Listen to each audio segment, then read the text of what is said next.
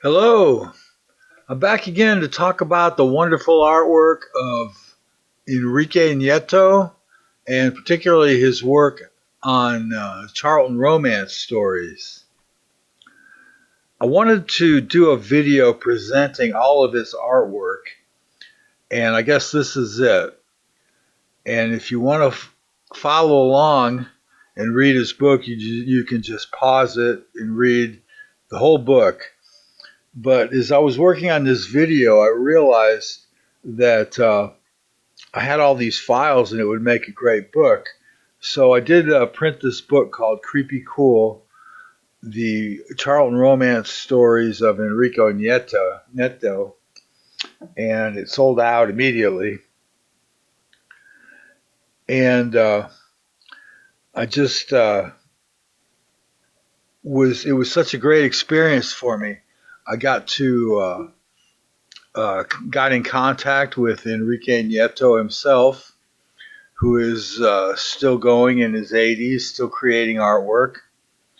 And he sent some photographs you saw at the very beginning of his time working at Charlton. And I just wanted to talk a little bit about how much I really enjoy his artwork. You can see in this story coming up, Girl with the Future, you can see how he's got this great look at how he does these birds in the cages and the background. It's such a great artwork, such great artwork. This cover is one of my favorites. And A Strange Goodbye. It's I don't know how to put it into words. His artwork just really strikes me as particularly good when you consider, the bulk of the artwork that was published in Charlton Romance Comics at the time. Not that there weren't a lot of good artists, there really were, especially when I got into the Spanish and South American artists such as Demetrio and uh, Jose Luis Garcia Lopez, A. Martinez, and Luis Avila, just to name a few. There were so many more. His work uh, kind of went across all the many genres. He did, besides romance, he did horror comics. This is an example from Haunted Romance. And he did some war stories. And his work appeared mainly between 1973 and 1976. I asked him how he got to work for Charlton, and he said that a local friend of his went to Charlton and kind of represented him and some other artists and got them some work. And so he worked through these local agents, and I guess he would get the scripts and he would illustrate them and just send them in, and there was no editorial interference. And the work turned out to be amazing. And Charlton just got it and published it the way it was. And I guess that was part of the attraction for working for Charlton. They weren't the highest paying. I asked him if he could remember how much he got paid, and he said he couldn't remember, but it wasn't that bad. So his work, uh, his delicate figures, his the coloring is so unique on his stories. It was just unlike any other artist. They weren't really treated that way. Now Enrique says that he didn't really care for the way they colored his work, but I think it just makes it stand out and look really amazing.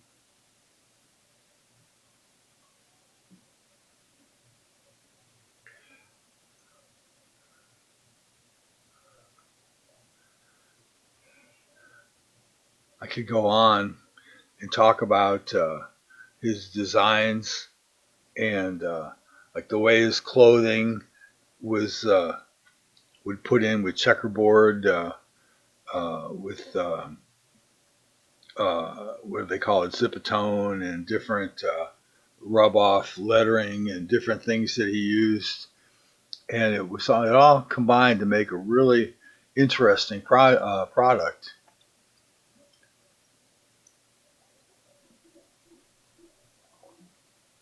This story kind of inspired me. The the girl goes off with this guy, and he turns out to be very immature, and so she goes back, and her mom just pretends like nothing happened. Some of the stories are very short, 6 pages, and yet his artwork just kind of really just kind of presents it so well. I'm just gonna stop talking here for a little bit and let you look at the artwork.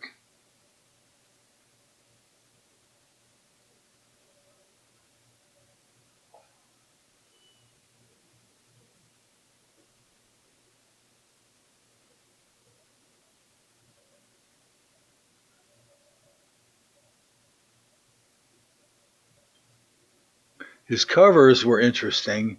He only did, I think, 4 covers for Charlton. Uh, I mean, just 4 romance covers. He did uh, horror and romance and war covers as well. This story coming up, Madness in Monaco. This was a cover feature, and it was Grand Prix drivers, and the artwork is really interesting. The way he used checkerboards and different textures in the artwork is really fun.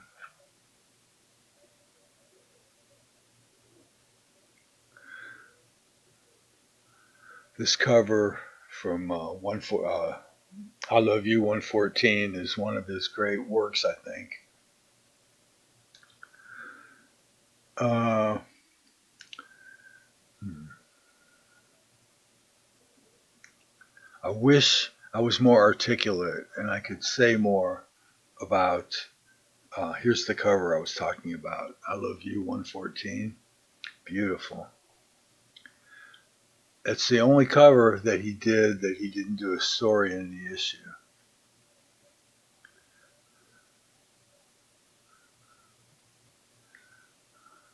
Look at that. Use circles and angles. He rarely had a square panel. They always would go in different angles. Uh, he would use these sun waves that would really define it. This Fuzz in Love is interesting. He uses angles and stuff, and it's kind of just a short story that typical woman isn't accepted until she can really prove herself. I Never Loved You. This is a story that kind of touches on domestic abuse. There were many kind of sensitive subjects that they covered in these Charlton romance comics that you didn't really see anywhere else. No More Kisses.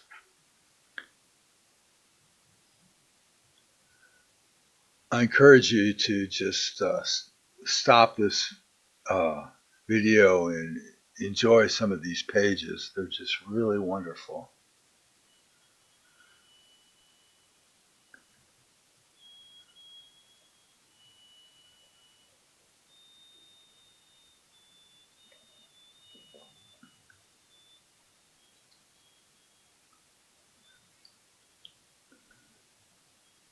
Stranger in the Lake. This is one of my favorite stories.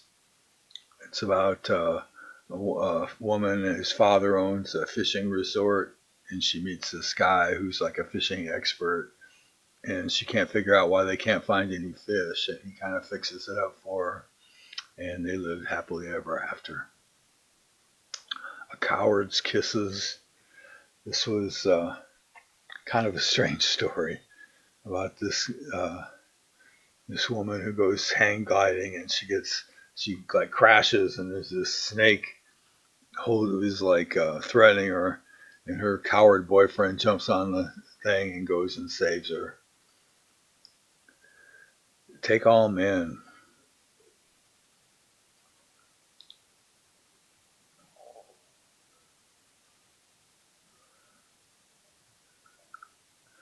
Like the furniture was always great, and his textures in the background. Well, if I was more articulate, I could probably make this a more interesting video. But I hope that you enjoy looking at these stories, and if you like this video, then like it. And if you follow me, I've gotten to where I was going to do the giveaway, and I'm going to do that next month. Here at the end, they would do Buck's Bag and Jennifer's Corner, and they would cut up some of his stories and use them in like the letters pages. I should mention that most of these stories, as far as I can tell, are credited to being written by Joe Gill. He was very prolific at the time.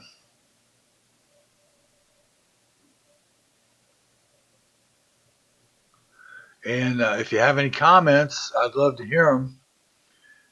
And so do the whole like, subscribe, and comment routine. And thanks a lot.